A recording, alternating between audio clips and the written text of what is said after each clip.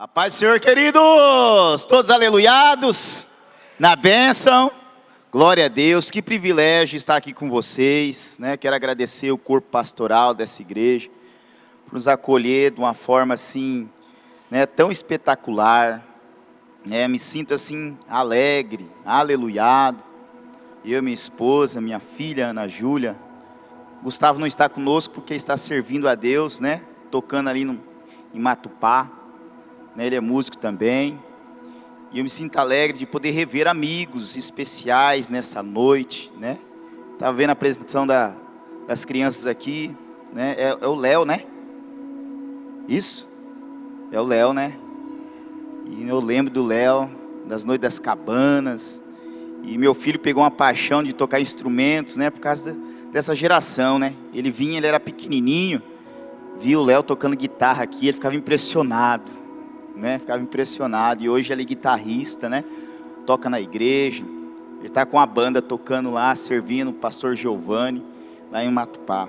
Que alegria, querido, estar aqui com vocês. Eu quero convidar você a abrir a sua Bíblia, Mateus, capítulo 28, versículo 18 a seguir. Quero que você mantenha a sua Bíblia aberta.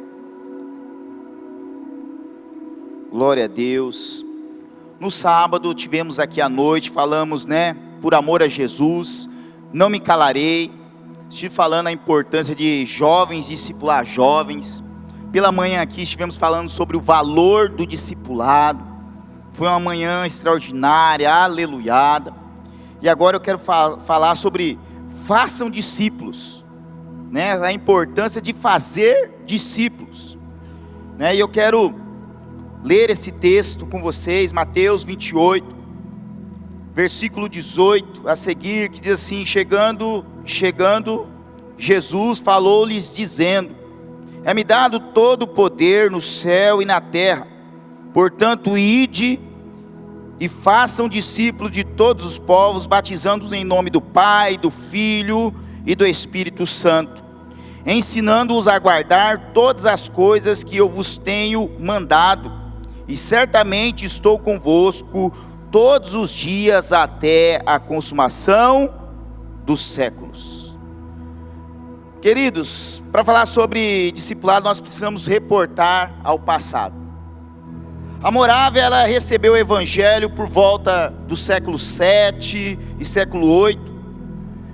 E a Morávia, ela teve forte influência dos gregos, forte influência da Igreja Católica Romana. A Morávia e a Boêmia, né, foram duas províncias situadas no noroeste do Império Austríaco. Também faziam fronteira com a Saxônia, composta por tchecos e eslavos. A Boêmia e a Morávia eram unidas pela história e dinastia do Império. Também foi o berço dos precursores da reforma, como John Hus, Jerônimo de Praga. Os moravianos cristãos, eles tiveram que abandonar o seu país por conta da perseguição. Quando eles começaram a aceitar Jesus, uma forte perseguição veio sobre a Morávia, sobre a Boêmia, e eles começaram a abandonar os seus lares. Eles sofriam fortes perseguições por causa do seu estilo de vida, por causa do seu amor a Jesus Cristo. E mesmo eles sendo perseguidos, né, essa chama do Evangelho, o arder do Evangelho, o arder pelo discipulado não se apagava dos seus corações, porque a identidade de Cristo foi imprimida no coração deles, e o desejo era muito forte de discipular, fazer discípulos à imagem de Jesus Cristo. E foi crescendo esse desejo dentro do coração de homens, de mulheres, crianças, jovens. E ali o que acontece? Eles estabeleceram, né, em 1727, iniciou um período de oração que era noite e dia. Noite e dia eles começavam a orar, porque eles queriam o quê? Ganhar pessoas para Jesus. Eles queriam que o Evangelho, né, alcançasse almas. E ali eles começaram a fazer o que? Orações, dia e noite. E essas orações duraram por 100 anos. E marcou uma geração. E o que aconteceu com os nossos irmãos moravianos? Depois de 5 anos de oração, uma renovação espiritual acontecendo de forma intensa no coração dessas pessoas. Depois de 5 anos, eles começaram a enviar missionários para todo o canto do mundo da época. Foi enviado mais de 300 missionários para pregar o evangelho e fazer discípulos.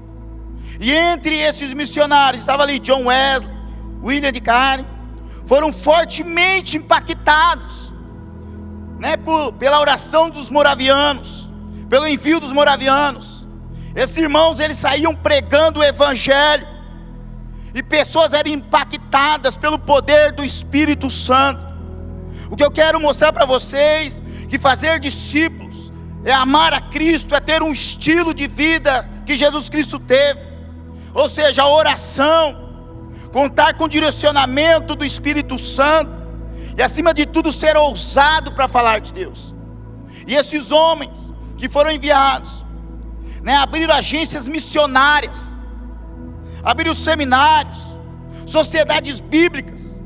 Hoje você tem Bíblia aí na sua mão, por causa desse trabalho que foi feito lá atrás, que começou com o joelho no chão, boca no pó, querido, e muita perseguição. Por isso que hoje nós temos uma Bíblia na nossa mão, no qual nós conhecemos o que é a história do Deus Criador e sustentador de todas as coisas.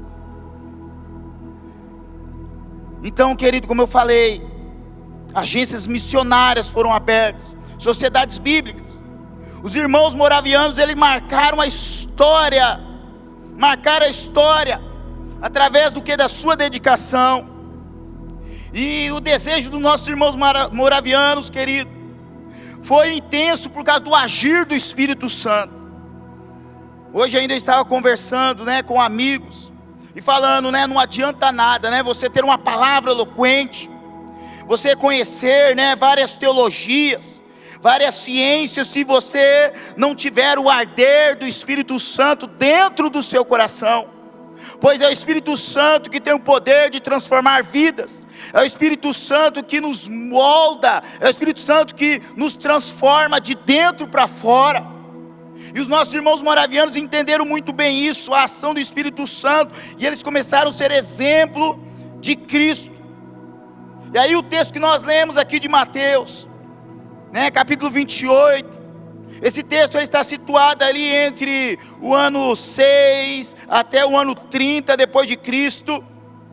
E havia uma grande expectativa, querido, da sociedade da época, porque havia uma grande expectativa, porque Jesus Cristo já havia morrido, já havia ressuscitado, e havia uma expectativa, o que iria acontecer a partir daquele momento. Havia uma expectativa daqueles que perseguiram, aqueles que foram usados por Satanás para matar Jesus, crucificar, tirar cristãos de dentro das suas casas, queimar casas, como aqui o nosso irmão que ministrou falou, ser jogado, para fora de suas casas, perseguido. Havia uma expectativa por parte também dos discípulos, o que há de acontecer agora, o que nós vamos fazer agora. O mestre já não sai entre nós. Então havia uma grande expectativa. Havia muitas perguntas sem resposta no ar. Havia também muitas dúvidas, porque alguns duvidavam: será que ele ressuscitou mesmo? Será que isso não é conversa? Será que isso não é mentira? Na nossa Bíblia tem um texto que fala que guardas foram subornados para contar que os discípulos roubaram o corpo de Jesus Cristo. Então por isso havia muitas dúvidas naquele momento. E aí nós chegamos nesse texto de Mateus 28, 18, onde Jesus Cristo começa a falar: toda autoridade me foi dada no céu e na terra, ide portanto fazei de todas as nações discípulos, batizando-os em nome do Pai, do Filho e do Espírito Santo. Aí vem um ponto chave: ensinando-os a guardar todas as coisas que vos tenho ordenado guardar todas as coisas que foram ensinadas. E fala que Jesus Cristo vai estar conosco até a consumação dos séculos. Eu quero mostrar para você de forma rápida aqui 3 pontos importantes para fazer discípulos.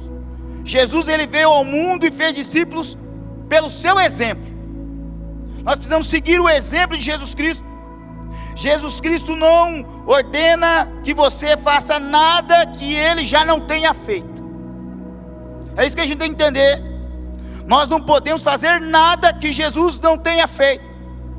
E Jesus Cristo, querido, ele veio, ao mundo, para implantar o reino de Deus. Todas as coisas estavam subordinadas que é o plano de redenção. Todo o seu ministério estava subordinado a fazer discípulos.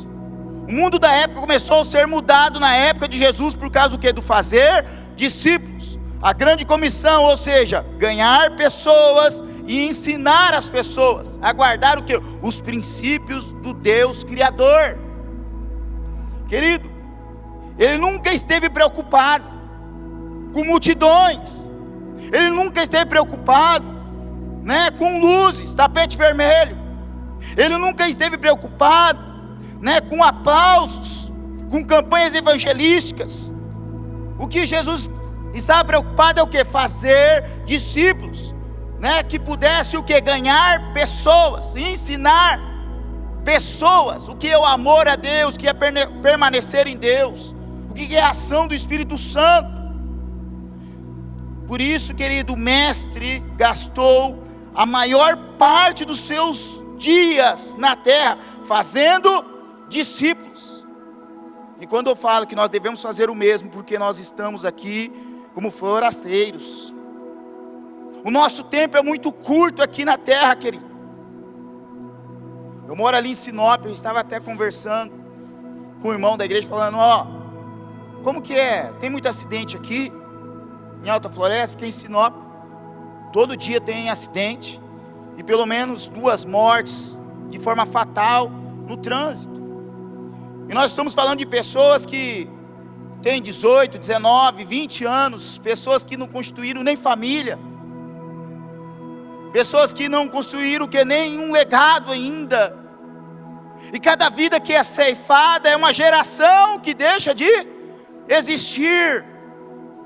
Aí eu volto para cá, porque Deus vai ministrando a minha cabeça vai lá na frente, porque são pessoas que ainda não conheceram Jesus, são pessoas que não tiveram um encontro com Jesus, são pessoas que ainda não foram discipuladas, que não foram ensinadas, instruídas, e são pessoas que infelizmente perderam a sua vida de uma forma fatal, e não teve a oportunidade de ter um encontro com Jesus.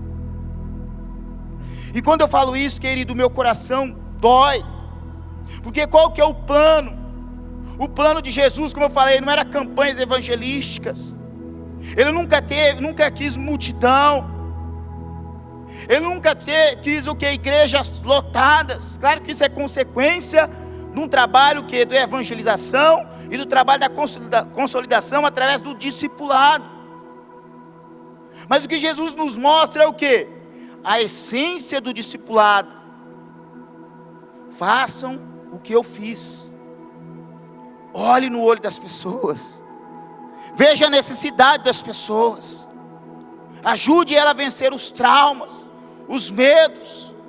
Mostre o caminho para a eternidade para as pessoas.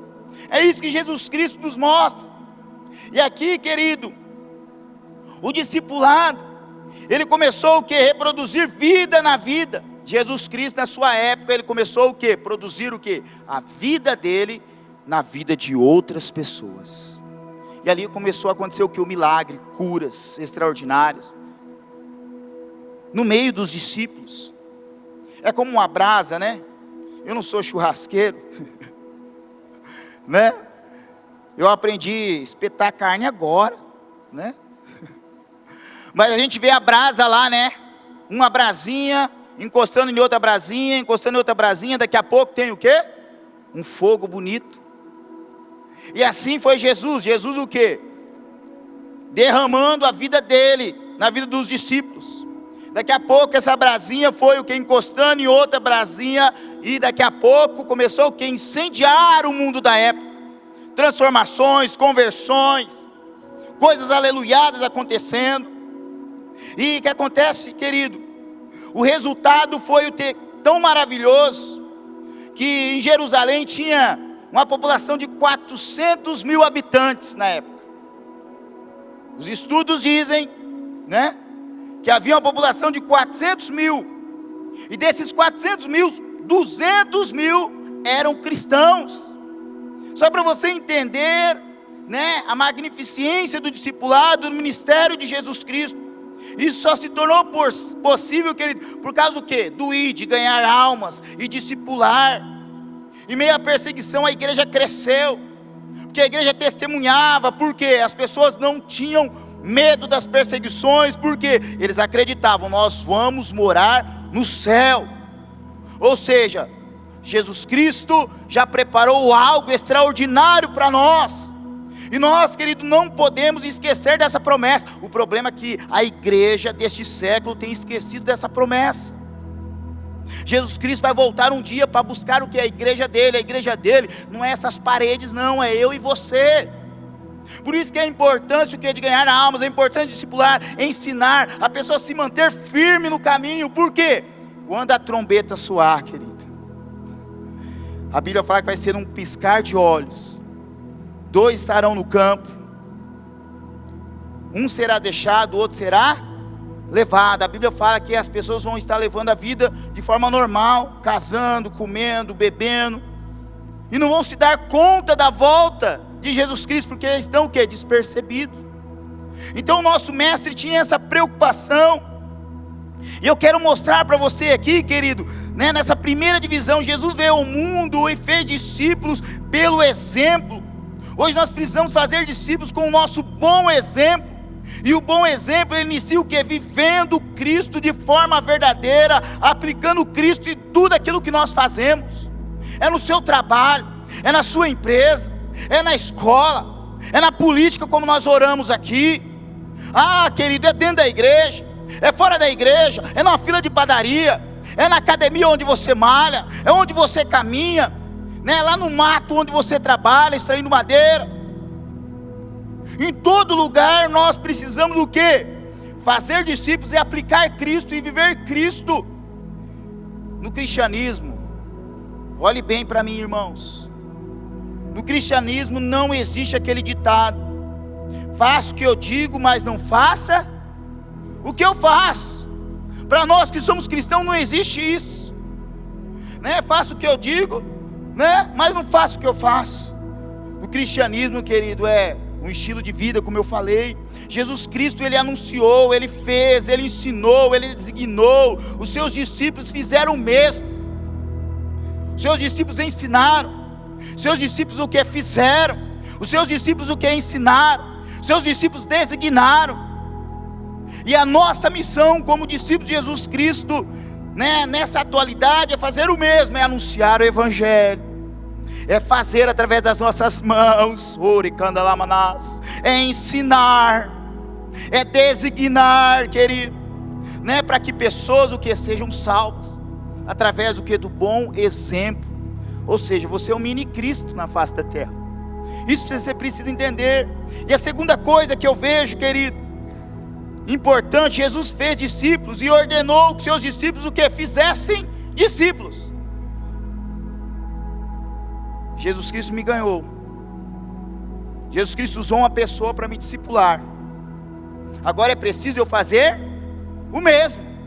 Eu tenho que fazer o mesmo. E fazer discípulo, querido, é uma ordem. É uma ordem. E requer o que? Obediência. O texto que nós lemos fala: ide por todo o mundo, né? É caminhando, é indo, é andando, é em movimento que você faz discípulos. Tivemos aqui a apresentação de crianças. O ide, fazer discípulos, é o que? Discipular os nossos filhos. Você que é marido, discipular a sua esposa. Você que é pai, é discipular o seu filho lá em casa, na sua casa. Como eu falei hoje pela manhã, a educação ela vem de berço. Então é no ide, é discipulando o que os nossos filhos, é discipulando nosso companheiro de futebol, é lá no futebol. Já ganhei pessoa, querido, jogando bola. Na hora do intervalo, vamos sentar ali, tomar uma água, vai ter uma troca. É ali que nós falamos o quê? De Jesus Cristo. Sempre tem um coração sedento. Sempre tem um homem que está o quê? Querendo largar o casamento. Sempre tem um homem que está com problema, o quê? Na sua empresa ou no lugar que trabalha. Pessoas o quê? Elas sempre terão problemas. E Jesus Cristo vai ser a resposta para a problemática da vida daquela pessoa. E nós precisamos entender que o discipulado é o quê? Em casa. É na companhia o quê? Do amigo do futebol, de repente. É na escola. É com o colega de trabalho, é na faculdade. Pastor, mas como eu posso praticar isso? Com o seu bom exemplo. As pessoas, eu sou de uma época, eu lembro, eu era pequenininho, morava no interior do Paraná, uma cidade chamada Paranavaí. E como toda cidade do Paraná, tem praças. E tinha uma praça perto da rodoviária. E o que acontece? Eu lembro que os missionários iam lá com a caixa de som e eles ficavam evangelizando. Evangelizavam. Hoje o mundo da época, não que isso não surte efeito, ele surte efeito, mas o mundo da época mudou, querido. Tudo se tornou rápido. As pessoas não querem parar para ouvir. As pessoas, que acontece? Às vezes você manda uma mensagem no WhatsApp, que acontece? Se for um textão, ninguém lê. É 3 linhas só e pronto. Não é verdade? Então tudo se tornou muito rápido. E aí, querido, o discipulado, ele também se adapta à nossa atualidade. Por quê? As pessoas começam o quê? Fazer leitura do nosso comportamento. O evangelismo agora passou a ser o quê? O seu comportamento.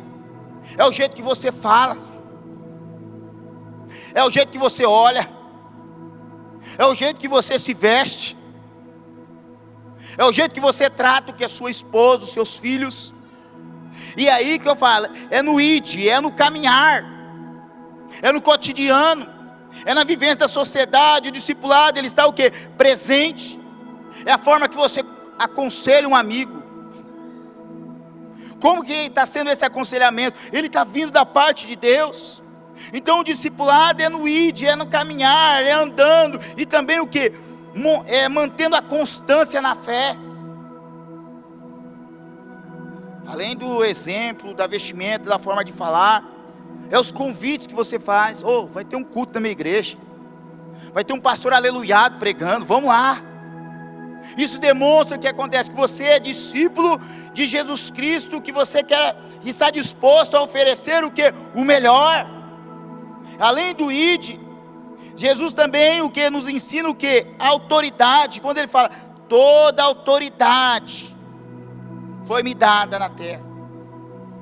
E o único que tem poder, querido, de delegar a autoridade é Jesus Cristo. Essa autoridade foi delegada à igreja pelo poder de Jesus Cristo. E a primeira autoridade, querido, que é nos dada, é a autoridade sobre as nossas vidas. Antes de você aceitar Jesus Cristo como Senhor e Salvador da sua vida, você estava o quê? Num charco de lodo. Você estava o quê? Tudo sujo, cheio de pecado. Você estava o quê? Perdido na vida. Você não tinha esperança. E agora o que acontece? Você aceita Jesus Cristo. Ele devolve a autoridade da sua vida. Ele começa a mostrar que você pode ter uma nova história, que você tem uma chance sim, que você vai morar no céu sim, que existe o Espírito Santo tá operando em você. Existem os dons que vão ser liberados sobre a sua vida. E Ele não quer somente sua vida, Ele quer a sua família, Ele quer a sociedade. Ele devolve a autoridade da sua própria vida. A outra autoridade que Ele nos dá é sobre demônios. A gente não pode desconsiderar, querido, que existe um mundo espiritual. Um mundo espiritual. Aí eu quero contar uma experiência que eu tive. Eu estava discipulando uma moça. Essa moça, a família me procurou na igreja. Pastor, ajuda minha irmã, ajuda minha filha, pastor. A gente não sabe o que está acontecendo, já levamos em vários médicos. já gastamos dinheiro, e não sei, pastor, o que acontece, ela não consegue ganhar peso, uma depressão terrível, vontade de se matar, e etc e tal. Eu falei, traga ela, quero conversar com ela, e comecei a fazer algumas sessões de aconselhamento com ela. Fiz durante uns 30 dias sessões de aconselhamento com ela. Depois ofereci o discipulado. Começamos lá naquela revistinha do ABC, toda semana fazendo discipulado com ela, toda semana falando o que é o discipulado, transformação de vida, nova vida em Cristo, falando sobre oração, poder da oração. E fui fazendo discipulado, e essa menina foi melhorando. Durante 3 meses ela foi melhorando. Depois entramos na revista Armas Espirituais, que é aquela azulzinha, e começamos a trabalhar ali. Ali começou uma guerra espiritual. Ela já tinha melhorado, só que ainda ela não ganhava peso, e aquilo me deixava perturbado. Falei, Senhor, eu já fiz tudo aquilo que eu aprendi de psicologia pastoral, aquilo que eu já aprendi, no curso que eu fiz de terapia familiar. Senhor, eu já orei, Senhor, eu já jejuei, me ajuda, me dá um direcionamento. E eu lembro que aquele dia eu fui para discipular ela, e eu discipulando no meio da lição, querido, quero falar sobre autoridade, é dentro desse campo de autoridade, sobre demônios. E naquele dia eu ministrando discipulado, veio uma voz muito forte assim, nunca tinha acontecido isso comigo. Pergunta para ela do banho. Eu falei, Jesus, banho? E eu continuei ali, fazendo discipulado, e de repente veio a voz de novo. Pergunta para ela do banho. E eu falei, meu Deus. E eu fiquei nos meus pensamentos, se eu perguntar do banho, essa menina vai pensar coisa errada, vai pensar que ela está cheirando mal, que ela está suja, ô Espírito Santo. E daí continuei o discipulado, veio a voz novamente, pergunta do banho. Daí eu parei o discipulado, filho, eu quero fazer uma pergunta para você. Por acaso você tomou banho em algum lugar estranho, que não seja sua casa, assim, fazendo a pergunta com cuidado. E daí ela falou, pastor, eu tomei banho, eu não contei para o senhor, porque eu fiquei meio assim e tal, mas eu tomei um banho, num lugar que não era minha casa, naquela correria, minha mãe, a família desesperada, porque eu não melhorava. Daí minha mãe me levou em tal cidade, chegou lá, tinha uma banheira, cheia de rosa, um monte de coisa lá, e a pessoa fez eu tomar um banho, e falou umas línguas estranhas que eu não entendo, e aconteceu isso, pastor. Eu falei, filha, eu quero orar por você, nesse momento. Falei assim, o Espírito Santo falou para mim orar por você. E naquele momento eu comecei a orar por aquela menina. Comecei a orar, comecei a clamar, pedindo a presença do Espírito Santo naquela sala.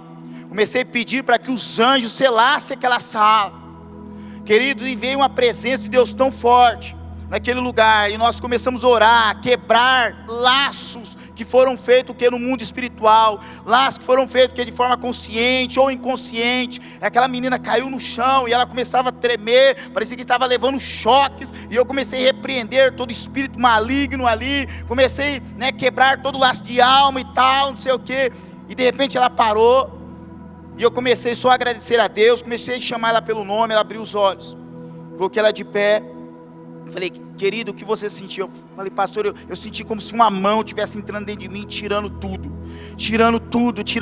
de ruim. No início era dor, mas daqui a pouco comecei a sentir um alívio, pastor, e uma paz tremenda dentro de mim, invadiu o meu ser.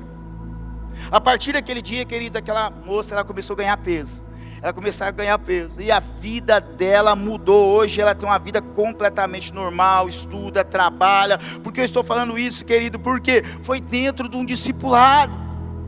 É o IT, é o ensinar a palavra de Deus, é ensinar o que é autoridade no nome de Jesus, é ensinar o que é autoridade no nome do Espírito Santo. E o Espírito Santo, querido, ele veio para nos revestir do que é de unção, nos dar ousadia para o que? Cumprir o ID. E o ID é o que? O imperativo é: faça discípulo. Aqui não é dizer, fazer discípulo se eu quiser, o dia que eu puder. O dia que eu tiver um tempo, o dia que eu estiver tranquilo nós nunca vamos estar. Escute bem, Jesus Cristo nunca chamou pessoas desocupadas. Deus nunca chamou pessoas desocupadas. As pessoas sempre estavam o quê? Trabalhando, vivendo. E aí, querido, 1 Pedro 2,9 diz assim: vós sois geração eleita, sacerdócio real, nação santa, povo exclusivo, a fim de anunciar as grandezas daquele que os chamou das trevas para a maravilhosa luz. Ou seja, se você está na luz, você tem que levar a luz para as pessoas. Quando eu vi aquela menina que acontecendo todo aquele cenário, eu falo, aqui se cumpriu uma promessa sobre a minha vida. Eu anunciei as grandezas do Senhor, levei o que é a luz de Deus para a vida dessa pessoa que estava em trevas, e agora ela também vive o que? Na luz de Cristo. Isso é o discipulado. Evangelho de João 15,16 diz assim: eu vos designei para irem e dar frutos, e frutos que permaneçam. Só existe uma maneira, querido, de pessoas permanecerem na caminhada em direção à eternidade, através do discipulado, ensinando os princípios de Deus, ensinando sobre Deus, sobre Jesus Cristo, sobre o Espírito Santo, ensinando a ter experiências, ensinando o poder da oração, ensinando o poder do perdão, ensinando, e tudo isso acontece através do discipulado. É o que Jesus Cristo fez. Vamos lá. Pedro negou Jesus, não negou? Se Jesus Cristo não tivesse discipulado e ensinado, será que nós teríamos o primeiro sermão que 3.000 almas se converteram? Foi o discipulado que ensinou. Pedro, você me negou, mas eu te amo, e eu tenho um projeto para você. Querido, Deus tem um projeto para você. Você que está aqui nessa noite, levanta a sua mão. Eu quero profetizar sobre a sua vida. Deus tem um projeto para a sua casa. Deus tem um projeto para você. Deus tem um projeto para a sua cidade. E onde você chegar, querido, Deus vai usar você, e você vai alcançar vidas para o Senhor Jesus Cristo. Amém? Então, querido, nós precisamos, dar frutos, e esses frutos precisam permanecer. Precisamos voltar, querido, à essência do evangelismo, que é o pregar, para que vidas sejam transformadas. Escute bem, pessoas atraem pessoas, e precisa entender isso. Onde tem pessoas, vai ter mais pessoas. Pessoas atraem pessoas, e quando essas pessoas são atraídas, nós precisamos edificar essas pessoas. E como nós edificamos? Através do discipulado, porque o discipulado vai edificando, vai transformando. É como um prédio numa construção. Você passa pela cidade, de repente você vê um terreno cheio de entulho, mato, abandonado. Daqui a pouco um investidor, ele chega, ele olha, aqui vai sair um grande hotel, ou um grande prédio. E daqui a pouco as máquinas começam a trabalhar, tira aquele entulho, tira aqueles matos, começa as fundações. Daqui a pouco começa erguer as paredes. Quando você vê, tem um grande arranha-céu, uma grande edificação. E assim é Jesus Cristo, querido. Ele faz isso nas nossas vidas.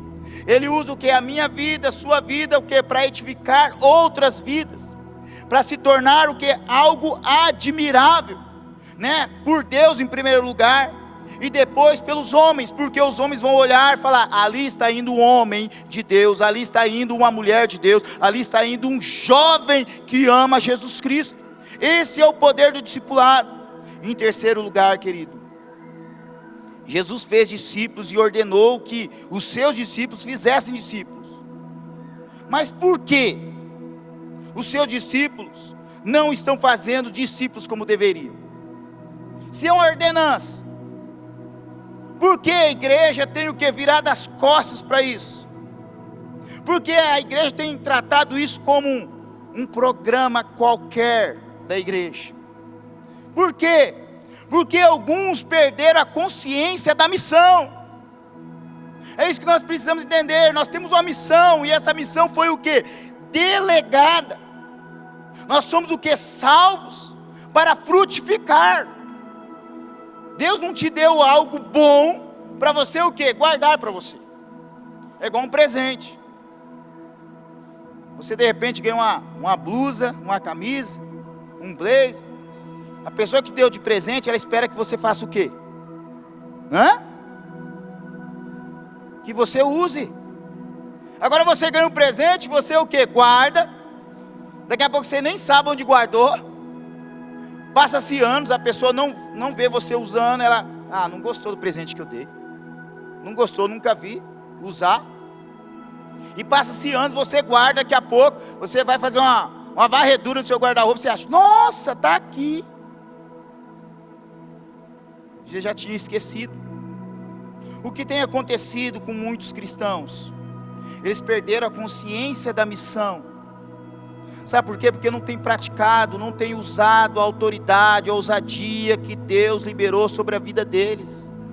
Não tem usufruído do Espírito Santo que habita dentro deles. Aquela chama que está aqui, querido, está se apagando ou já se apagou e a pessoa nem se deu conta. Então, querido, nós somos chamados para ser luz, somos chamados para ser sal, somos chamados para ser embaixadores, somos chamados para ser atalaias, somos chamados para ser reconciliadores, somos chamados para ser testemunha. Nós não podemos esquecer que a nossa missão é essa, na face da terra. E a palavra diz: recebereis poder quando o Espírito descer sobre vocês. O Espírito Santo que dá o que? Ousadia. O Espírito Santo que dá autoridade. O Espírito Santo que dá conhecimento da palavra. O Espírito Santo que dá experiência para você se tornar uma testemunha. É isso. É preciso ter essa consciência, querido. Essa consciência transformadora. Essa consciência que existe uma missão que Cristo que delegou a nós, e nós precisamos cumprir essa missão. Todo discípulo precisa encarar essa missão. Não podemos negligenciar uma ordem que foi dada por Jesus Cristo. É necessário pagar o preço, porque Ele morreu por nós, Ele pagou o preço para que você estivesse aqui hoje. E aí eu quero contar uma ilustração. Quando eu comecei a fazer os discipulados, eu comecei a estudar o material, e daí eu estava estudando o material e a televisão estava ligada, aí veio uma reportagem. A reportagem de um policial que estava de folga, passeando com a sua família no zoológico, na cidade ali de São Paulo. E um menino, isso já tem anos essa história. E um menino, que acontece, estava com a sua família, passeando lá também, e esse menino caiu no fosso das ariranhas. E as ariranhas começaram a atacar aquele menino. Aquele policial, no instinto da sua missão, mesmo estando de folga, no instinto da sua missão, né? Ele pulou no fosso da ariranha, pegou aquele menino, né? E tirou ele de lá. Pessoas ajudaram, e as ariranhas começaram a atacar aquele policial, e ele recebeu muitas mordidas, e até o pessoal que trabalha ali no zoológico, tirar ele do zoológico. Ele estava muito machucado. Ele foi para o hospital, passou ali alguns dias, mas não resistiu aos ferimentos e faleceu. E daí estava fazendo a reportagem, né, deste policial. E na ocasião, o que acontece? As crianças, né, 2 meninos, eram pequenos ainda, e os repórteres perguntavam para a viúva, e perguntavam para os filhos: o que você sente nesse momento e tal? Meu pai é um herói, o meu marido é um herói, porque ele entendeu a missão mesmo no dia de folga. É um herói. Ele deu a vida por outra pessoa. Ele cumpriu, né, com a vida dele, com aquilo que foi designado a ele. Beleza. Passa-se anos.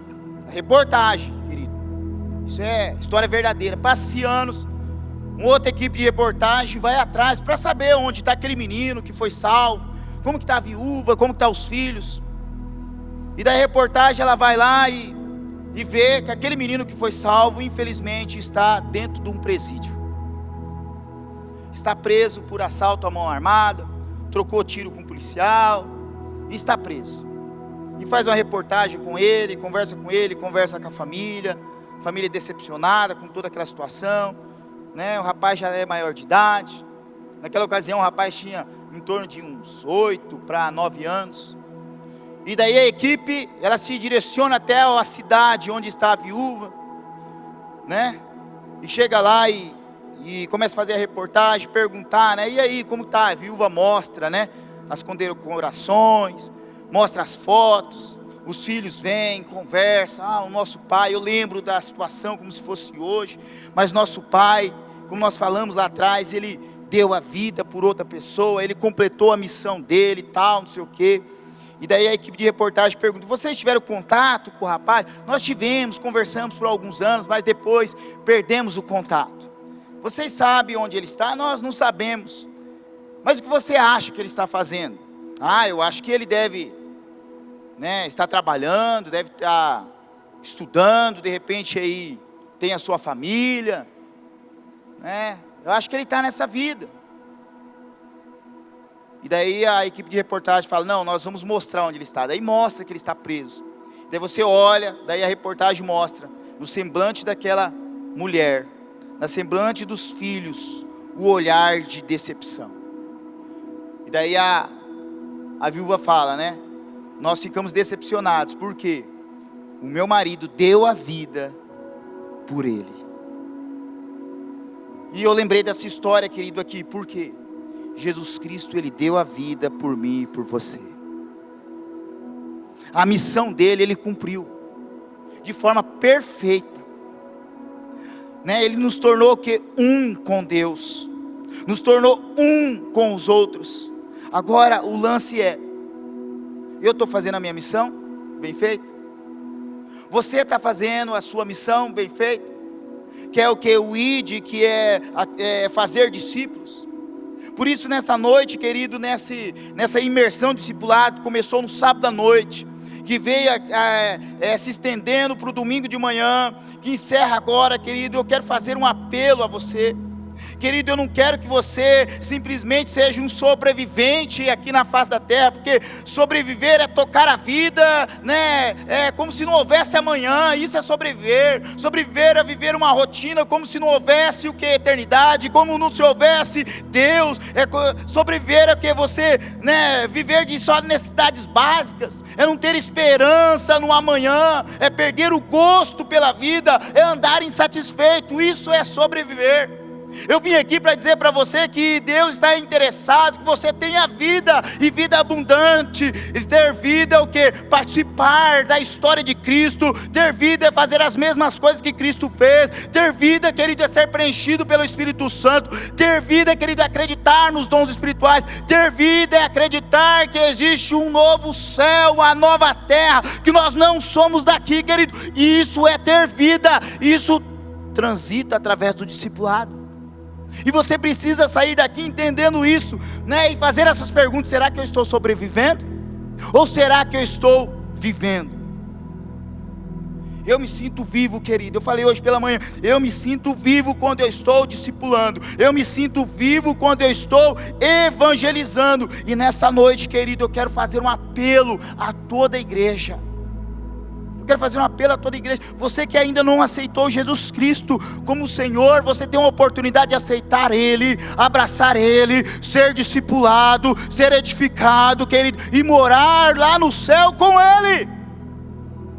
E você que já é cristão, que está aqui, você tem a oportunidade, querido, de se tornar um atalaia, de se tornar um reconciliador, de se tornar o que? Um discipulador, através do seu exemplo. E é hoje, querido, que Deus está dando essa chance para você. Pastor, mas eu estou velho demais para isso. Não existe idade, para Deus a alma não tem idade, querido, não tem idade. Entenda isso, Deus está chamando você para fazer o que?